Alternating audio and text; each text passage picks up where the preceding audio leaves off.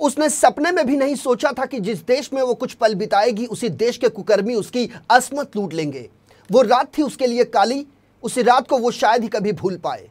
यहां तक कि उस शहर को भी वो कभी नहीं भूल सकती जिसने कि उसे जिंदगी का ऐसा जख्म दिया जो शायद ही कभी भर सके। जिस तरीके से दरिंदों ने उसे नोचा है, उसकी असमत को तार तार किया है, उसे देखकर किसी का भी दिल सहम उठेगा। मानवता को शर्मसार कर देने वाली इस वारदात को लेकर हर किसी के मन में सिर्फ एक ही सवाल उठ रहा है कि आखिर उसका कसूर क्या था।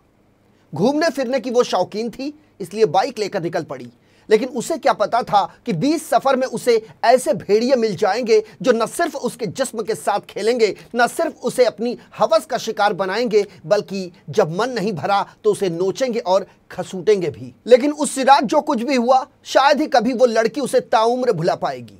नमस्कार, मैं हूं संजय मिश्रा और आप देख रहे हैं इन 24 न्यूज की खास पेशकश दुष्कर्म का दंश। शुक्रवार का वो दिन था जब स्पेन से टूर पर निकली विदेशी महिला झारखंड के दुमका पहुंची थी। दरअसल वो भारत से गुजरते हुए नेपाल की ओर जा रही थी, लेकिन रात होने की वजह से वो दुमका में टेंट लगाकर रुक गई अपने सहयोगी के साथ। इसी बीच आधी रात करीब 7 दरिंदे वहां पहुंचे और तमंचे के बल पर उसके साथ सामूहिक दुष्कर्म किया।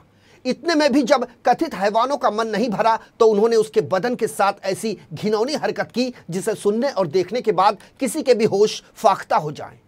वो चीखती रही, चिल्लाती रही और दर्द के मारे कराहती रही, लेकिन उसे बचाने वहां कोई नहीं आया। उसका जो सहयोगी था उसे भी कथित वैशी दरिंदों ने बंधक बना रखा था। उन पर वासना रूपी राक्षस इस कदर सवार था कि उन्होंने अपने नापाक मंसूबों को अंजाम देने के बाद पीड़ित विदेशी महिला के साथ मारपीट की और आखिरकार उसे सड़क के किनारे छोड़कर फरार हो गए। आपको बता दें कि पीड़िता को बाइक से दुनिया का भ्रमण करने का शौक था। वो अपने बाइक से भारत पहुंची थी। बाइक सफर करके वो अपने सपनों को उड़ान दे रही थी। इसी बीच उसके जीवन में वो मनहूस रात आई जिसे चाहकर भी वो कभी नहीं भुला पाएगी। उसके सफर के दौरान एक ऐसा दाग लगा है कि अब उसे किसी के छूने से भी डर लगने लगता है। वो सिहर उठती है उन दरिंदों को याद करके जिन्होंने झारखंड के दुमका में उसे अपनी हवस का शिकार बनाया था। उसके पति के सामने कथित दुराचारी भेड़ियों ने उसे नोचा और घसीटा, यहां तक कि उसके शरीर में आज भी वो गहरे जख्म के निशान है जिन्हें देखकर, जिनके बारे में सोचकर वो ताउम्र खौफ खाती रहेगी। लेकिन उस लड़की के हिम्मत और जज्बे को आज हर कोई सलाम कर रहा है, क्योंकि उसने हिम्मत दिखाई और खुद बाइक चलाकर अस्पताल पहुंची। गैंगरेप की पीड़िता ने वारदात की जो हॉरर स्टोरी सुनाई है वो रोंगटे खड़े कर देने वाली है। स्पेनिश पीड़ित महिला ने एफआईआर में बताया है कि 7 आरोपी उस पर वारदात के दौरान लगातार लात मुक्के बरसाते रहे। इतना ही नहीं, आरोपियों ने उसके पति के हाथों को बांध रखा था और उसे भी पीटते रहे। महिला ने कहा कि मुझे लग रहा था कि आरोपी उस रात मेरी हत्या कर देंगे, लेकिन भगवान की कृपा से मैं अभी भी जिंदा हूं। वहीं इस मामले में पुलिस ने कड़ा एक्शन लेते हुए सभी 7 आरोपियों को गिरफ्तार कर उन्हें भेज दिया है जेल की सलाखों के पीछे।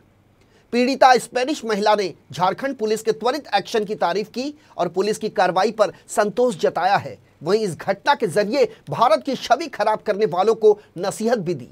गैंगरेप की पीड़ित स्पेनिश महिला ने कहा कि हर भारतीय ऐसा नहीं है। वो बीते 6 महीने से भारत में है और उनके साथ लोगों ने काफी अच्छा बर्ताव और व्यवहार किया।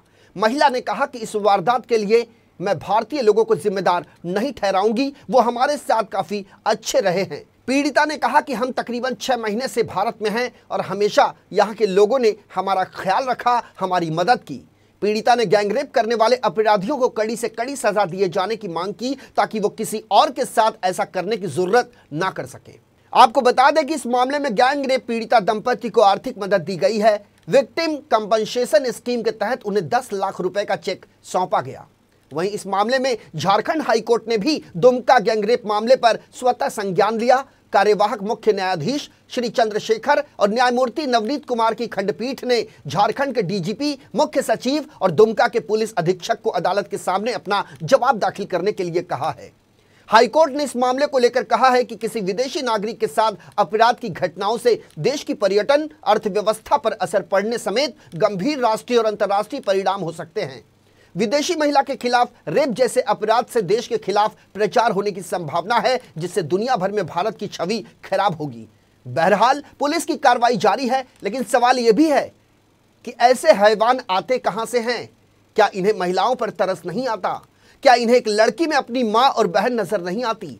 इस पूरे घटनाक्रम पर एक ही चीज समझ में आती है कि आखिर हमारी संवेदनाएं इतनी मर क्यों गई हैं। क्या किसी बहन और बेटी के साथ ऐसा करते समय हमें एहसास नहीं होता कि हमारे घर में भी बहन और बेटी है?